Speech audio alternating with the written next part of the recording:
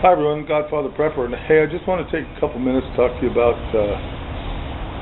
the concept of leaving the U.S. to find a better place to ride the storm, the coming storm out. There are a lot of reasons, in my opinion, why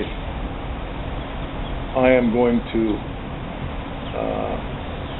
stick in the USA. And I'm sitting in Panama right now. I've been down here over the past 3 years. I've been down here about 3 months, and last month a couple months ago I spent a month down in Australia, just looking around, traveling, just enjoying things. And in my travels, I've gotten to kind of see things a little clearer. And number one is, even with all its problems, the USA is still a great place, and that's because it's populated with great people. Obviously I'm not talking about the politicians and the banksters and just all of I'm talking about the regular down home, boots on the ground type people. Those are the guys that really make it the great country that it is. If you're thinking about leaving America, I just want to give you a little food for thought. I mean, I'm not going to dissuade you or persuade you in one way or the other, I don't believe, but number one, in my opinion, is family. If you have family in the United States, you're going to find that's the biggest asset in riding out the coming storm, and that's assuming that you get along with your family. However, great tribulation can bring people together, but as far as me and my children, I would never, ever leave them to go to another place to ride out the storm. I want to be there for my kids and my grandkids. That's one of the reasons that I do prep. Number two, if you move to another country, you're a foreigner. There's no way around that unless you hold a dual citizenship and are a citizen of that country as well. But for the vast majority of Americans moving south of the border or whatever, they're foreigners, and it puts a bullseye on your back. There's a misconception down here that, and in most of my travels in Nicaragua and wherever I travel, that a lot of them think that all Americans are rich, and in reality we are rich compared to most of them, and that's just because we have such a great lifestyle in the U.S. So you've got a kind of a target on your back. And if it hits the fan, and it tends to, in my opinion, the whole world is going to see some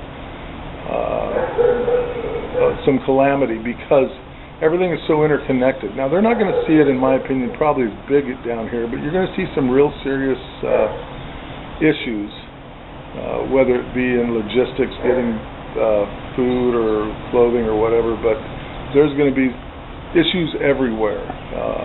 Obviously, the people that live from the earth and raise their own fruits and vegetables and are more self-reliant aren't going to have anywhere near the problems that a person living in the city that buys all his meals out does. But anyways, like I said, just to recap, I think being a foreigner is an issue, and I think you need to take that into consideration. The ability to defend yourself, to be able to procure the proper tools needed to do what it takes to defend yourself, and if you did defend yourself, what would the repercussions be or ramifications be of that? Equipment.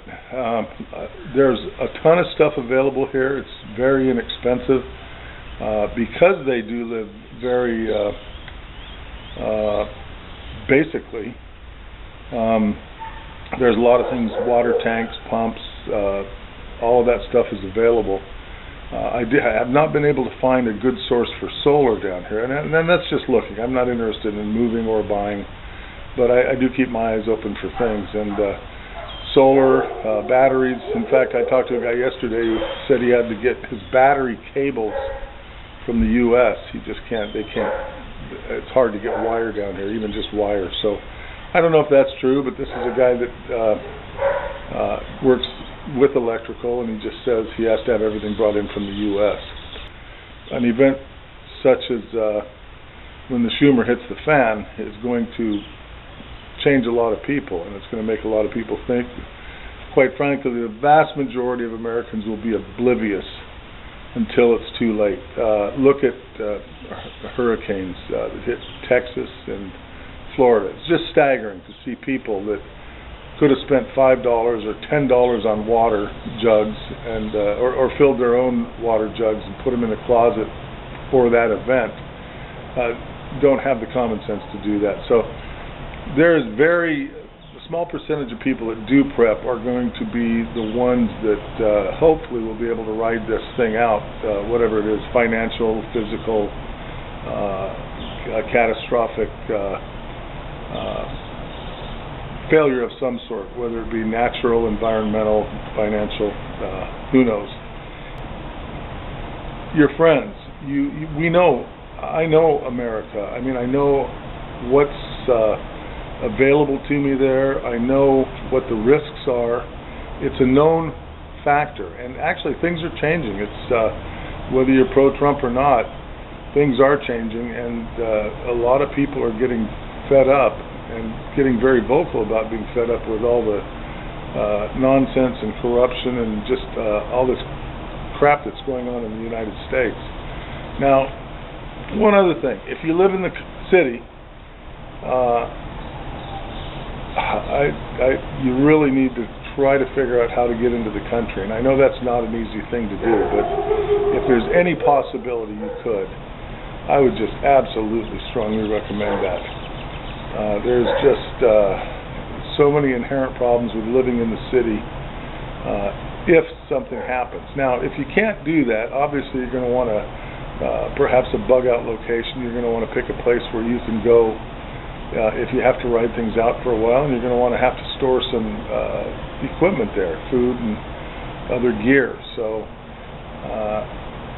this sounds all really apocalyptic, but in light of everything that's going on, the incredible divisiveness, this whole NFL anthem thing, it's just essentially it's a distraction is all it is. I mean, honestly, these guys have the right to take a knee. The Constitution gives them that right.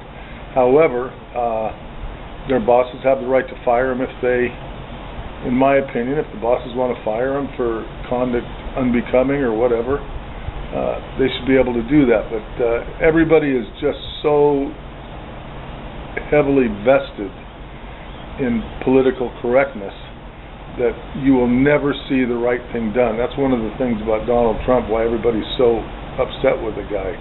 He has the ability to, he says what he means, and I believe he means what he says. Again, he hasn't had a chance to prove himself because from the get-go, he's been under assault. The media has been just, they don't see it either, or they do see it and they don't care. It's part of their agenda. But the bottom line is, I believe that if you can find a good spot in America to ride things out, I think you would find that more appropriate and more beneficial than trying to find a spot in a foreign country as a foreigner where you'll have to learn everything all over. I mean, you're basically starting from ground zero and going to have to learn everything all over. So where your supplies are. Now, if you have somebody in an area that has a camp set up and they're prepared for it, whatever, that might work. Might be a good plan B if you can afford it. But for those of you that can't, I believe just doing your prepping, getting your stuff in order, and just constantly remaining vigilant and watching things as they happen. You need to get ahead of the curve.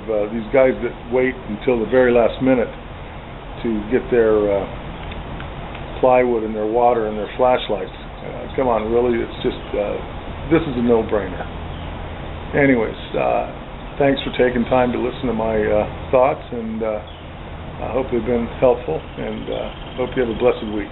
Take care. God bless.